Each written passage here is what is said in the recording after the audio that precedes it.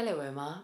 My name is Amy. May I examine you? Yes. On general examination, note if the patient looks unwell, breathless, cyanosed, frightened or distressed, or has any scars. Please, could I see your hands? Signs in the hands may include tobacco staining, peripheral cyanosis, splinter hemorrhages, Janeway lesions, Osler nodes, and finger clubbing. Cardiovascular causes of clubbing include cyanotic congenital heart disease and bacterial endocarditis. Thank you.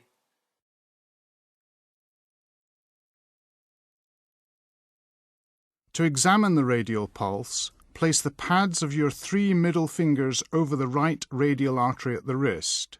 Assess the rate, rhythm and volume. Count the pulse over 30 seconds and multiply by 2 to obtain beats per minute.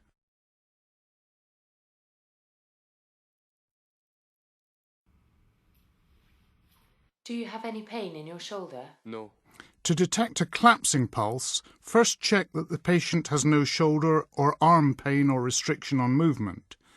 Feel the pulse with the base of your fingers, then raise the patient's hand above their head. Palpate both radial pulses simultaneously, assessing any volume differences or delay. To measure the blood pressure, the patient should lie or sit and rest with the arm comfortably supported at about heart level and free of tight clothing. Position an appropriately sized cuff with the centre of the bladder over the brachial artery. Palpate the brachial pulse, which is medial to the biceps tendon, and inflate the cuff. The point at which the pulse becomes impalpable is a rough estimate of the systolic pressure. Inflate the cuff by a further 30 mm of mercury, then listen over the brachial artery with the stethoscope diaphragm. With the cuff inflated above systolic pressure, you should not hear anything. Slowly reduce the cuff pressure by 2 to 3 mm of mercury per second. Note the reading when you start to hear a regular tapping sound. This is the systolic pressure. Continue to deflate the cuff slowly. The point at which sounds are no longer heard is the diastolic pressure. More subtle features of the Korotkov sounds are described in the book.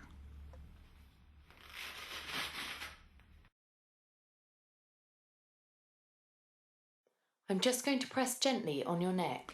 To feel the carotid pulse, lie the patient semi-recumbent. Only assess one side at a time.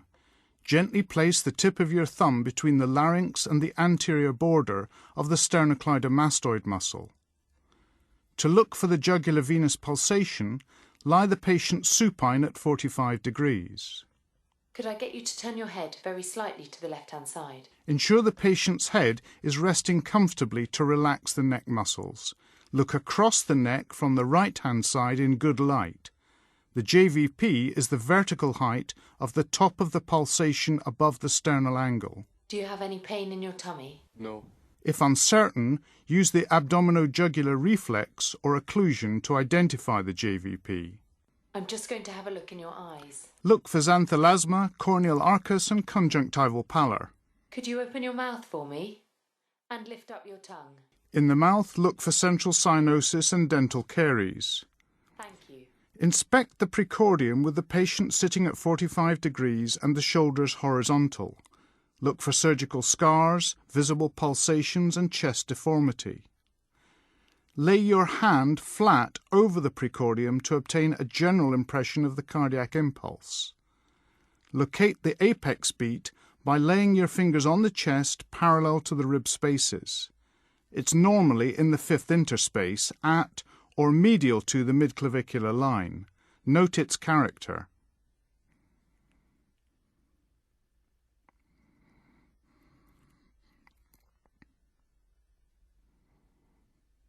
Could you take a deep breath in, breathe out and hold? Feel for a right ventricular heave with the heel of your hand in the left parasternal area. Breathe normally. Feel for thrills with the flat of your fingers at the apex and both sides of the sternum. A thrill is a palpable vibration.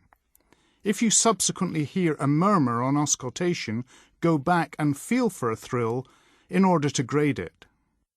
The stethoscope bell emphasises low-pitched sounds such as the normal heart sounds. The diaphragm is better for higher-pitched sounds. At each site, identify the first and second heart sounds. Assess their character and intensity. Note any splitting of the second heart sound. Feel the carotid pulse with your thumb to time any murmur. Concentrate in turn on systole and diastole. Listen for added sounds and then for murmurs. Soft diastolic murmurs are sometimes no more than a so-called absence of silence. Listen to the precordium systematically with the bell and then the diaphragm. Listen at the apex where you felt the apex beat. This is a good site to hear mitral murmurs. The lower left sternal border is the best place to hear the murmur of a VSD. The upper left sternal border is the best place to hear pulmonary valve murmurs, and the upper right sternal border is a good place to hear the murmur of aortic stenosis. Please take a breath in and hold. Breathe normally. Listen over the carotids with the diaphragm. You may hear the radiation of an aortic stenosis murmur or carotid bruits. Listen in the left axilla with the diaphragm. The pansystolic murmur of mitral regurgitation, often described as loud and blowing, can radiate here. Next, listen specifically for mitral stenosis with the bell at the apex.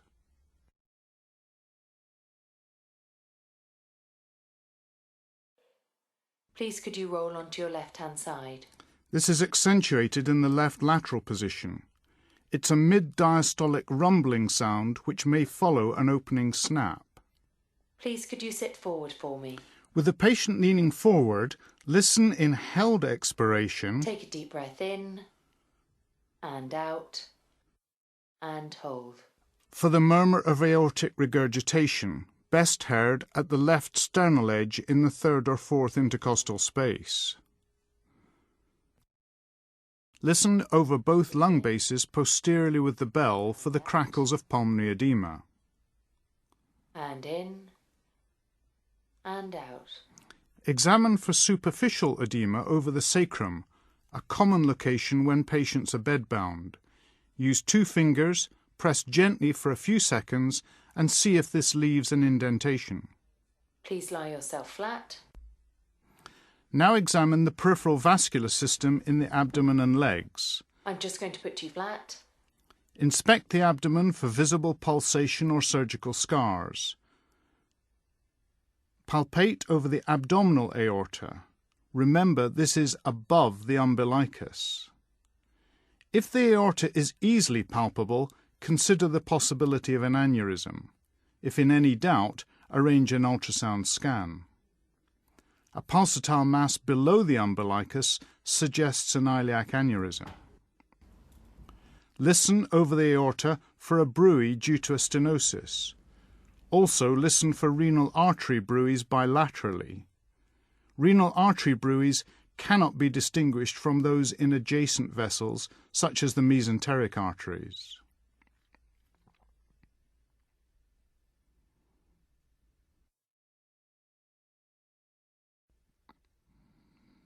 Inspect the legs and feet, considering ischemia and venous insufficiency. Look for colour change, loss of hair, surgical scars, and feel for temperature differences in the feet. Pay particular attention to the position, margin, depth, and colour of any ulceration. Look specifically between the toes and heels for ischemic changes. Also take care to inspect the balls of the feet, the heels, and their posterior aspects, which can be pressure areas in bedbound patients.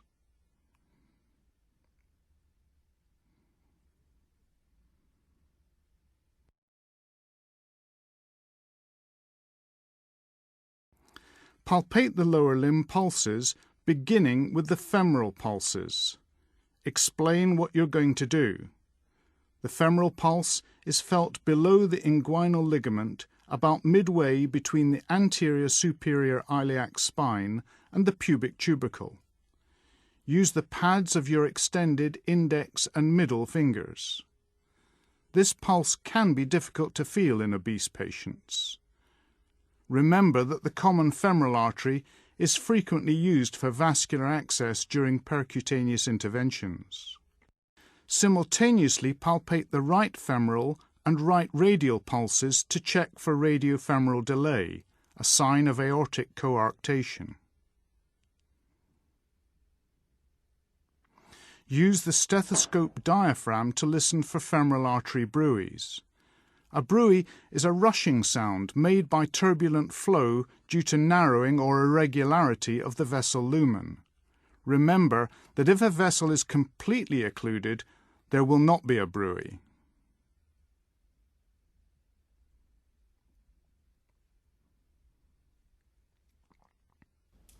Next, assess the popliteal pulses. The patient must lie relaxed on a firm, comfortable surface.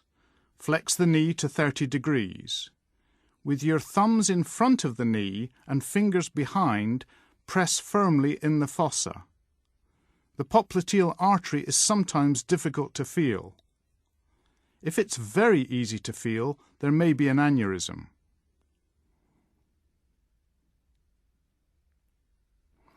Feel the posterior tibial pulse 2 centimeters behind and 2 centimeters below the medial malleolus of the ankle. Palpate using the pads of your middle 3 fingers. Feel midway down the dorsum of the foot, just lateral to the tendon of extensor hallucis longus, for the dorsalis pedis pulse. Use a Doppler probe to measure the ankle brachial pressure index. I'm going to lift your leg. To perform Berger's test, the patient should lie supine. Raise the patient's feet and support the legs at 45 degrees to the horizontal for 2 to 3 minutes. Look for pallor on elevation and emptying or guttering of the superficial veins.